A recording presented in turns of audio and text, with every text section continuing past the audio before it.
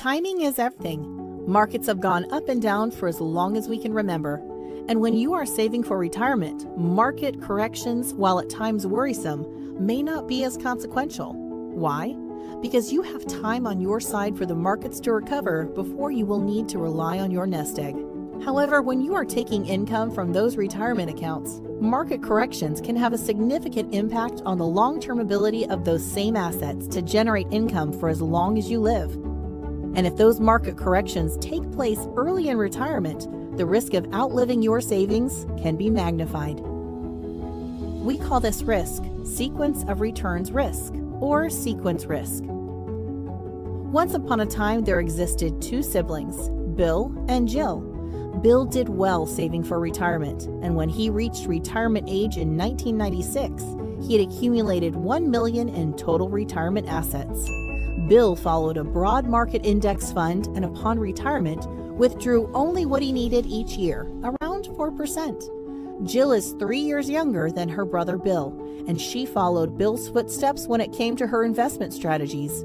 She also amassed $1 million in total retirement assets by following the broad market index fund and withdrew 4%. The only difference? Jill retired in 1999, 3 years later than her brother. Let's get back to Bill. He started withdrawing $40,000 a year, adjusted 3% per year for inflation. By the end of 2019, his withdrawals totaled over $1,300,000, and his residual account value increased to just over $2,100,000. Bill's looking good, but how's his sister Jill? Jill retired in 1999, but she continued to follow in Bill's footsteps by withdrawing $40,000 a year, adjusted 3% per year for inflation.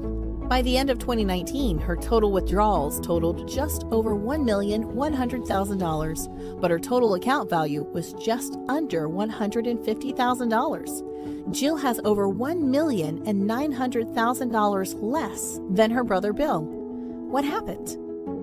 Bill retired in 1996 and experienced 4 years of positive returns before weathering two bear markets, from 2000 to 2002 and 2008 to 2009. Bill simply had more time for his savings to grow before the negative returns hit.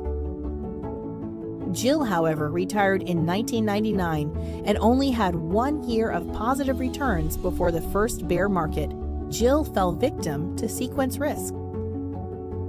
The only thing Jill did differently was retire 3 years later, giving her a different sequence of market returns.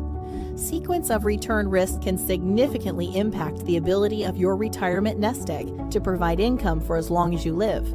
But there are many different ways to avoid the sequence of return risk. When you look at that example we showed in the video, 3 years separated Bill from his sister Jill, yet the difference was $1.9 million. What's interesting is that they used the same withdrawal rates, the same strategies to accumulate the money as well as to take the money through distributions, yet the accounts were $1.9 million difference. It's possible that we didn't show the example, that it's actually possible to completely run out of money during retirements. What's important is no one knows when the good years or bad years will happen, yet it's important that timing is everything.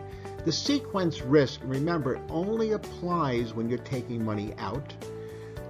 Forced distributions on RMDs, basically, even if you don't need the money, they have to come out, and they could be coming out in bad years.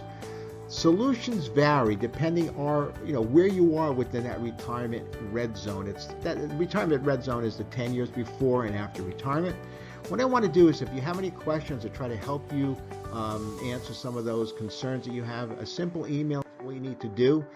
You can just email me at joe@realisticeconomist.us. Again, that's joe@realisticeconomist.us. And I'll try to answer your questions as soon as I can. Thank you very much.